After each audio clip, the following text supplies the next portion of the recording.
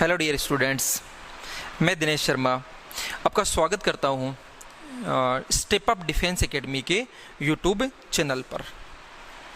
मैं आपको यहाँ से मैथ्स के टॉपिक क्लियर कराऊंगा। मैंने कुछ एक स्टूडेंट से बात भी करी थी, तो उन्होंने मेरे को यही कहा था कि सर फंक्शन वाला टॉपिक स्टार्ट कर दो और फंक्शन के बाद जो फंक्शन से रिलेटेड टॉपिक है उनको आगे आप कंटिन्यूस रखना। तो अपन फंक्शन को स्टार्ट करते हैं यहाँ से। उम्मीद करता हूँ कि आप लोग स्वस्थ हैं और भगवान से प्रार्थना करता हूँ कि आप स्वस्थ ही रहें और अपनी स्टडी जो है उसको कंटिन्यूस रखें, क्योंकि एग्ज़ाम कभी भी हो जाएगा आपका। तो उसमें हालांकि टाइम ज़रूर मिलेगा अपने को भी, हाँ इस डेट को एग्ज़ाम होना है, लेकिन यदि आप स्टडी रेगुलर नहीं रखोगे तो फिर क्या है, अपने माइंड से थोड़ा थोड़ा वो स्लिप होना स्टार्ट हो जाती है और अपन फिर भूल जाते हैं उन चीज़ों को। तो आपको वो कंटिन्यूस रखना है। जो डाउट्स आए वो आपको पूछने हैं, और जो भी आपके नॉन पर्सन्स हैं जो तैयारी कर रहे हैं उनको आप ये वीडियो शेयर करोगे। अब जितने सब्सक्राइबर्स बढ़ते हैं उसके हिसाब से थोड़ा सा क्या है कि उत्साह रहेगा कि हम रोज़ रोज़ टॉपिक यूट्यूब पे डालते रहें। अब सब्सक्राइबर्स कम रहेंगे, थोड़ा सा मन ऐसा रहेगा यार 15-20 बच्चे देख रहे हैं तो फिर कोई मतलब नहीं निकलता है। तो हम मेहनत कर रहे हैं और उम्मीद करूँगा कि हमारे साथ साथ आप लोग भी मेहनत करोगे, ठीक है। तो जितने भी आपके कॉन्टेक्ट पर्सन्स हैं उनको आप वीडियो शेयर करना और उनको सब्सक्राइब करने के लिए बोलना, ताकि वो भी साथ साथ में स्टडी कर सकें। तो मैं देखूंगा आज की वीडियो के बाद में ज़्यादा बड़ा नहीं बनाऊंगा, थोड़ा सा बनाऊंगा। कुछ एक कंसेप्ट जो है जो यूज करेंगे अपन फंक्शन में उनको ही अपन केवल डिस्कस करेंगे यहाँ पर, और फिर मैं देखूंगा कितने सब्सक्राइबर्स आप लोग बढ़ाते हो, आज कितने ऐसे बच्चों को तैयार करते हो जो पढ़ने के लिए तैयार हैं, ठीक है बेटा। तो फंक्शन का टॉपिक स्टार्ट करने से पहले कुछ चीज़ों को, कुछ कंसेप्ट्स को अपने को समझना नेसेसरी है। तो फर्स्ट जो कंसेप्ट है, फर्स्ट जो पॉइंट अपने पास है वो होता है सेट, समुच्चय।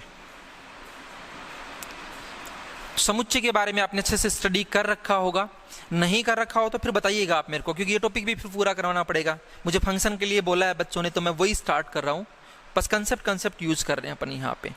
तो सेट किसको बोलते हैं अपन? वेल डिफाइंड कलेक्शन ऑफ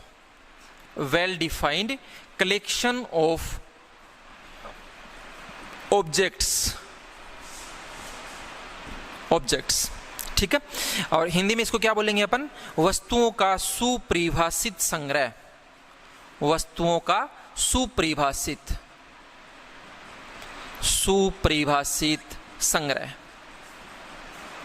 सुपरिभाषित का मीनिंग क्या होता है यहाँ पर कि भाई संग्रह तो अपन कर लेंगे वस्तुओं का, लेकिन उस संग्रह की जो वस्तुएं हैं, ऑब्जेक्ट्स ऑफ द कलेक्शन, एक सिमिलर ऐसी मतलब क्वालिटी रखें जिससे अपन उनको आइडेंटिफाई कर सकें। जैसे अगर मैं बोल दूं यहाँ पर कि भाई आम है, फिर केला है, फिर संतरा है, फिर अपने पास यहाँ पे सपोज कीजिए कि हमने सेब ले लिया, ऐसे हमने यहाँ पे बना लिया, तो ये अपने पास क्या हो गया? ऑब्जेक्ट्स का एक कलेक्शन हो गया। और इस कलेक्शन को अपन इजीली आइडेंटिफाई कर सकते हैं, क्योंकि इनमें सब में एक, बाकी सारी क्वालिटीज तो इनकी अलग अलग हैं, बट एक तो सेम है, कॉमन क्वालिटी है। और वो कॉमन क्या है यहाँ पर कि ये सब के सब क्या है यहाँ पे? फ्रूट है। तो अपन बोल सकते हैं इनको देखते ही कि this is collection of fruits. Meaning समझ में आ गया होगा आपको कि सुपरिभाषित शब्द का अर्थ क्या होगा यहाँ पर कि कोई भी संग्रह हो जिसको अपन एक गुण से क्या कर सकें? पहचान सकें। जैसे ही गुण बोला जाए और अपन फटाक से उसमें जो ऑब्जेक्ट्स हैं उनको बता दें कि भाई अगर आपने ये गुण बोला है तो उसमें ये क्या होंगे? ऑब्जेक्ट होंगे। तो ऐसे कलेक्शन को अपन क्या बोलते हैं यहाँ पर? समुच्चय बोलते हैं, ठीक है। तो एक कॉमन क्या होनी चाहिए उनमें? एक कॉमन क्वालिटी होनी चाहिए, एक कॉमन उनमें प्रॉपर्टी होनी चाहिए जिससे अपन उनको क्या कर सकें? यहाँ पे आइडेंटिफाई कर सकें। अब सेट को अपन रिप्रेजेंट कर सकते हैं, दो टाइप्स होती हैं अपने पास। एक तो कौन सी होती है इसकी? Set builder form, set builder, और इसी का सेकंड नेम क्या होता है? Rule form. हिंदी में क्या कहेंगे सेट बिल्डर को अपन? समुच्चय निर्माण रूप, और ये क्या होता है? नियम रूप। दूसरा जो होता है वो अपने पास क्या होता है? रोस्टर फॉर्म, रोस्टर फॉर्म, और it's second name is tabular form, tabular form. Hindi में क्या कहते हैं इसको अपन? सारणीबद्ध रूप या सूचीबद्ध रूप। दिस इज सारणीबद्ध रूप या टेबुलर फॉर्म मीन्स सारणीबद्ध रूप, रोस्टर फॉर्म मीन्स सूचीबद्ध रूप। तो ये आप साथ साथ में नोट करते हुए चलिएगा, क्योंकि इनकी अपन को नीड होगी फिर फंक्शन में।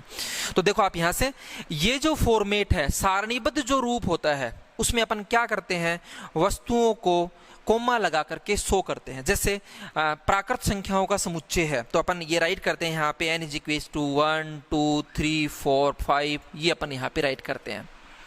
ठीक है। अंग्रेजी वर्णमाला के स्वरों का संग्रह है, collection of vowels of English alphabets, V = A E I O U। तो हम सारणीबद्ध रूप या सूचीबद्ध रूप में क्या करते हैं, वस्तुओं को कोमा लगा करके रिप्रेजेंट करते हैं। वस्तुएं दिखती हैं अपने को, भाई हाँ इस समुच्चय में ये वस्तुएं हैं, इस समुच्चय में ये वस्तुएं हैं। और इधर ये जो वाला फॉर्मेट अपने पास है, जो समुच्चय निर्माण रूप है या नियम रूप जो है, उसमें क्या करते हैं अपन, वस्तुओं के गुण को दिखाते हैं, वस्तुओं को शो अपन इसमें नहीं करते हैं। जैसे इसी का एग्जाम्पल लें अपन यहाँ पर कि n = set of x where x is a natural number। ये हो गया इसका नियम रूप, रूल फॉर्म। उसको अगर अपन राइट करें कि V = set of all x where x is a vowel of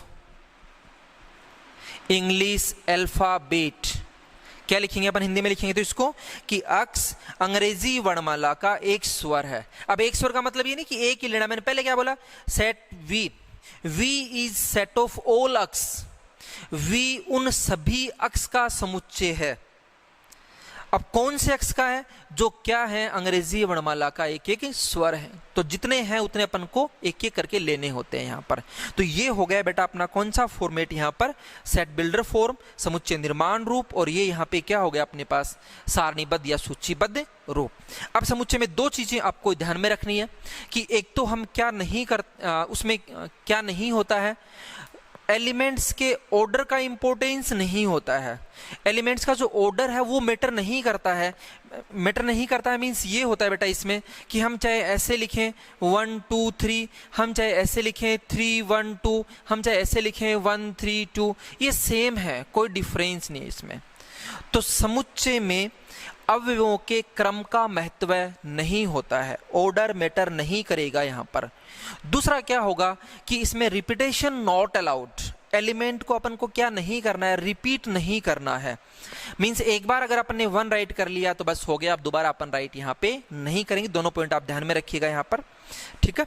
उसके बाद अब कर्म की बात आई है, तो हमें क्या देखना है यहाँ पर, ऑर्डिनल सेट, क्रमित समुच्चय, वह समुच्चय जिसमें क्रम का महत्व हो, उसको अपन कहते हैं क्रमित समुच्चय, क्रमित समुच्चय या ऑर्डिनल सेट। ऑर्डिनल सेट, इसमें किसका महत्व होगा, लिख लोगे आप लोग कि वह समुच्चय जिसमें क्रम का महत्व हो, a set in which order of element is important, then that type of set is called here ordinal set. वह समुच्चय जिसके अवयवों में क्रम का महत्व हो क्या कहलाता है, क्रमित समुच्चय। ठीक है, इसको अपन रिप्रेजेंट करते हैं यहाँ पर ऑर्डर्ड एन ट्यूपल, और इसके लिए अपन छोटा वाला ब्रैकेट काम में लेते हैं। तो ये यहाँ से ब्रैकेट ऐसे लेंगे अपन A1 A2 and so on AN। इसमें ऑर्डर को अपन क्या नहीं कर सकते हैं, चेंज नहीं कर सकते हैं। इसमें जो सबसे छोटा समुच्चय होगा उसको अपन बोलते हैं यहाँ पर ऑर्डर्ड पेयर, क्रमित युग्म।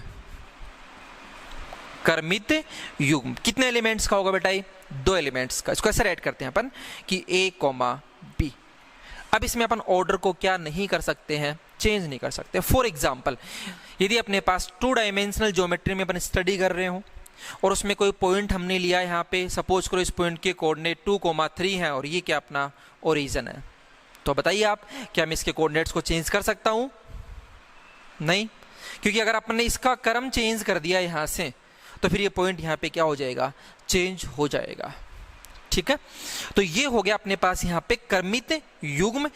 इसकी नीड होगी अपने को कहाँ पर, फंक्शन में, फलन में। अब इसमें एक चीज और ध्यान में रखिएगा कि ordered pair of AB is equal to ordered pair of CD if and only if A is equal to C and B is equal to D। Means दो क्रमित युग्म बराबर माने जाते हैं, बराबर होते हैं यदि क्या हो, उनका प्रथम अवयव बराबर हो, उनका द्वितीय अवयव बराबर हो। Two ordered pairs are said to be equal if their first element equal as well as their second element equal. Means A equal to C and B is equal to D. तब इनको अपन क्या कहेंगे, यहाँ पर समान क्रमित युग्म कहेंगे। इसमें अवयव जो है वो रिपीट हो सकते हैं, कोई उसमें वो नहीं होगा, जबकि समुच्चय में अवयव रिपीट नहीं होते हैं। इसमें अपन ऐसे भी राइट कर सकते हैं 1,1, 2,2, 3,3। ठीक है, तो ये आपको ध्यान में रखना है। इसके बाद जो है और बहुत सारा मैटर है, लेकिन वो अपन कर नहीं रहे हैं क्योंकि अपन को खाली मेन पॉइंट वो करने हैं जो फंक्शन में काम आएंगे। तो अब ऑर्डर्ड पेयर पर, क्रमित युग्म पे अपन क्या लेके चलते हैं यहाँ पर, Cartesian product, Cartesian product of two sets.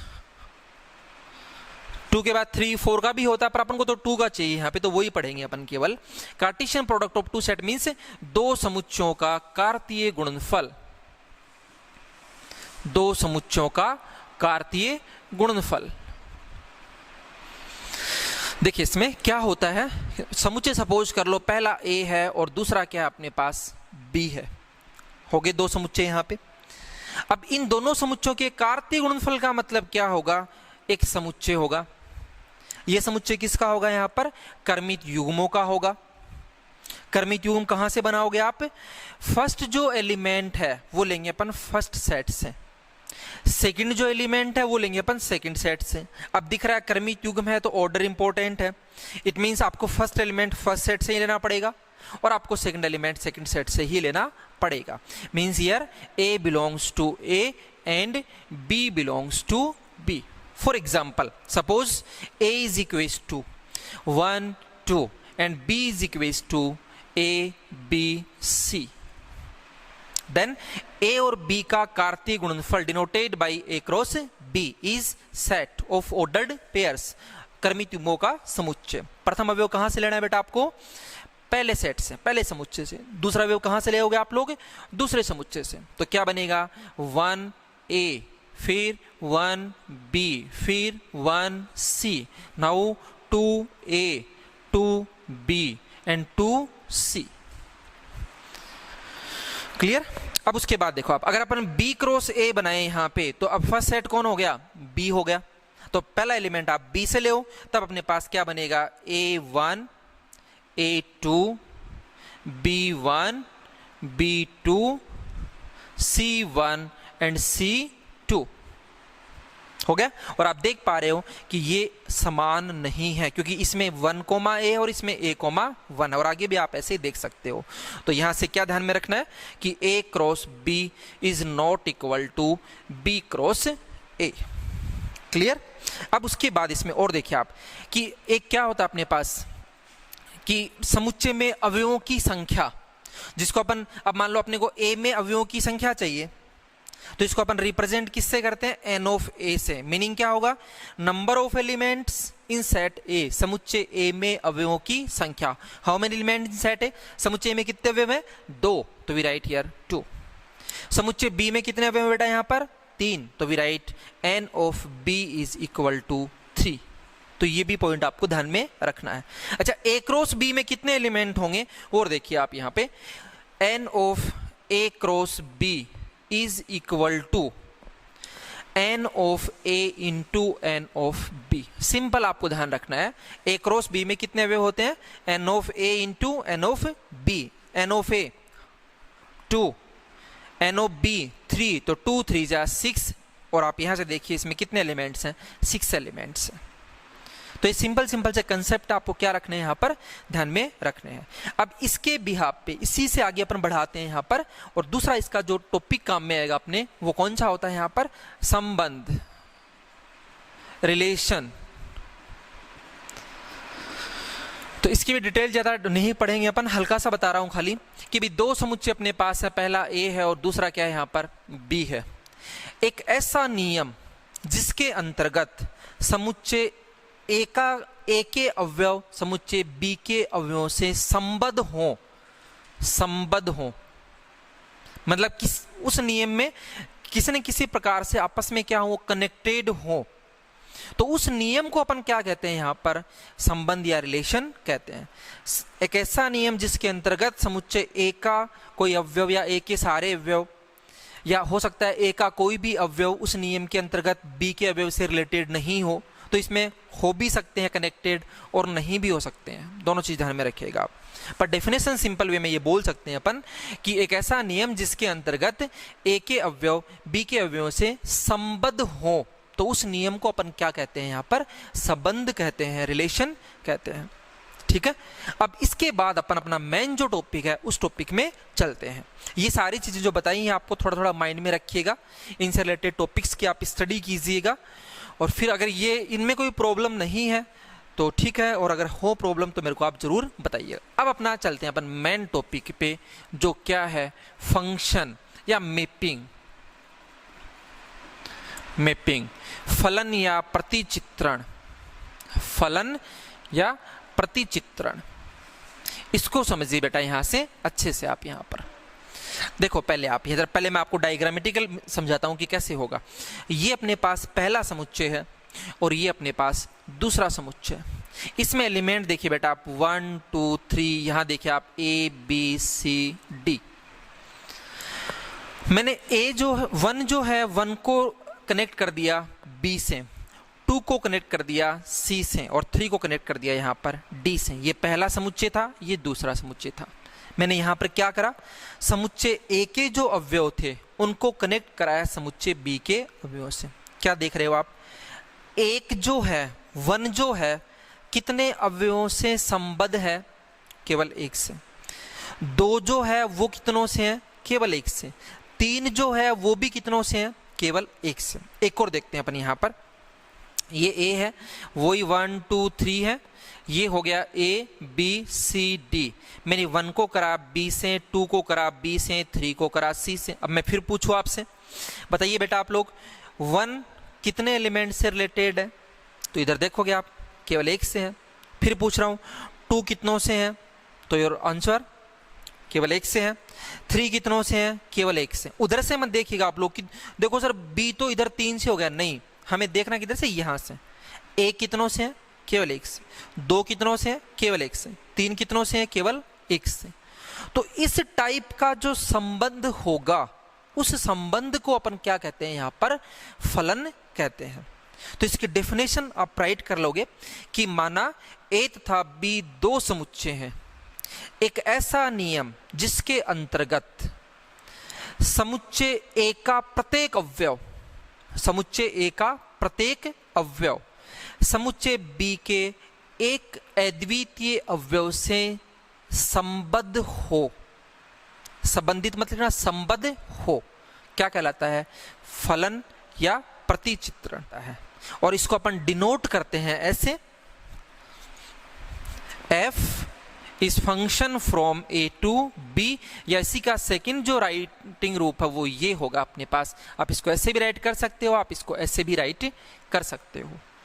ठीक है, अब थोड़ा सा इसमें और डिटेल अपन इसकी स्टडी करते हैं यहां से। तो देखिए आप यहां पर सपोज करो कि अपने पास ये हो गया सेट x, ये हो गया सेट y।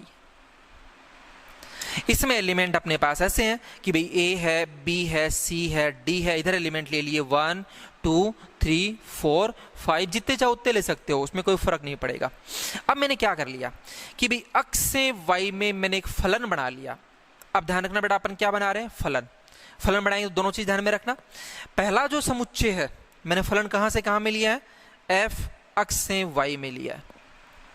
तो पहला जो समुच्चय उसका तो प्रत्येक अवयव संबंधित होना चाहिए। ए कितनों से हो सकता है, केवल एक से। बी कितनों से हो सकता है, केवल एक से। सी कितनों से हो सकता है, केवल एक से। और डी कितनों से हो सकता है, केवल एक से। तो मैंने क्या करा, यहां पर ए को कनेक्ट कर लिया 2 से, बी को कनेक्ट कर लिया 1 से, सी को कनेक्ट कर लिया 3 से, और डी को भी कनेक्ट कर लिया किससे, 3 से। अब बोलिए आप अपने डेफिनेशन को फॉलो कर रहा है कि नहीं कर रहा है। इसके सारे एलिमेंट रिलेटेड हैं, कनेक्टेड हैं। और दूसरी चीज यूनिक एलिमेंट से ही है, ए भी एक से है, बी भी एक से है, सी भी एक से और डी भी एक से है। ठीक है, इस कंडीशन में मतलब जब अपन फलन लेके चल रहे हैं तो फर्स्ट जो सेट है अपन ऐसे बोलते हैं यहां पर कि यदि यदि f अक्ष से y में एक फलन है तो फर्स्ट जो सेट है इसको बोलते हैं अपन प्रांत, डोमेन ऑफ फंक्शन। सेकंड जो सेट है उसको अपन क्या बोलते हैं, कोडोमेन ऑफ फंक्शन। ठीक है, उसके बाद एक चीज और देखिए, यहां पर एक का रिलेशन किसके साथ है, 2 के साथ। इसको अपन ऐसे राइट करते हैं, f of a is equal to 2। तो ये जो 2 है, इस 2 को अपन क्या कहते हैं यहां पर, 2 is called here image of a under f। ठीक है, a का प्रतिबिंब कौन, 2, किसके अंतर्गत, f के अंतर्गत। तो अपन क्या बोलेंगे यहां पर कि 2 जो है वो प्रतिबिंब है, किसका है, a का है, किसके अंतर्गत है, f के अंतर्गत है। एक तो ये बोल सकते हैं इसको अपन, एक और बोल सकते हैं इसको अपन, वो क्या होगा, ये हिंदी में लिख लेना आप लोग कि क्या लिखेंगे अपन, यहां पे 2 प्रतिबिंब है a का। इसी को अपन क्या भी बोल सकते हैं यहां पर कि 2 मान है किसका, फलन का, किस पर, a पर। तो a पर फलन का मान, a पर फलन का मान बराबर कितना है बेटा, यहां पे 2। Value of function at a is equal to 2। ठीक है, समझ में आ गई बात आपको। अच्छा, 2 जो है वो किसके बराबर है बेटा, यहां पर f ऑफ a के बराबर है। और 2 क्या है यहां पर, इमेज है, प्रतिबिंब है यहां पर। तो फिर f ऑफ a भी क्या हुआ, प्रतिबिंब हुआ। ठीक है, किसका हुआ, a का हुआ। तो अगर अपने पास ऐसे भी लिखा हुआ जाए कि f of a, it means ये फलन नहीं है, फलन तो ये था अपने पास, f ऑफ a का मीनिंग फलन नहीं होगा। f ऑफ a का मीनिंग क्या होगा, a पर फलन का मान या फिर a का प्रतिबिंब। क्लियर। अब देखिए आप, अब 2 तो लगता है प्रतिबिंब किसका, a का, तो a भी तो कुछ न कुछ लगेगा यहां पर। a क्या लगता है, प्री इमेज, पूर्व प्रतिबिंब। किसका है पूर्व प्रतिबिंब बेटा, ये यहां पर 2 का पूर्व प्रतिबिंब है। इसी को अपन ऐसे भी लिख सकते हैं यहां पर कि f inverse 2 is equal to a। ध्यान रखिएगा आप, इसी को अपन क्या लिख सकते हैं, f inverse 2 is equal to a। तो जैसे आपके सामने क्या लिखा हुआ जाए, f इनवर्स लिखा हुआ जाए, उसका मतलब क्या होगा, 2 का क्या चाहिए अपने को, पूर्व प्रतिबिंब चाहिए। Is it clear. को डाउट हो तो आप लोग पूछोगे, या तो कमेंट बॉक्स में पूछोगे, तो फिर मेरे व्हाट्सएप नंबर मैं लिख देता हूं यहाँ पे 9784743630। आप फोन करके भी पूछ सकते हो कि ये वाली चीज समझ में नहीं है, ये समझा दीजिए आप। ठीक है, अब देखो कौन कौन प्रतिबिंब हुआ यहां पर, 1 प्रतिबिंब है, 2 प्रतिबिंब है और 3 क्या यहां पर प्रतिबिंब है। तो डोमेन देखो आप, सबसे पहले डोमेन ऑफ f का प्रांत कौन है, अक्ष। कोडोमेन ऑफ f का सह प्रांत, ये है बेटा आपका y। ठीक है, अब उसके बाद क्या और देखना है अपने को, परिसर, परिसर, इसको क्या बोलते हैं अपन यहां पर, रेंज क्या होता है, सेट ऑफ f इमेज। प्रतिबिंबों का समुच्चय, और ये यहां पे कौन कौन होगा, 1 2 3।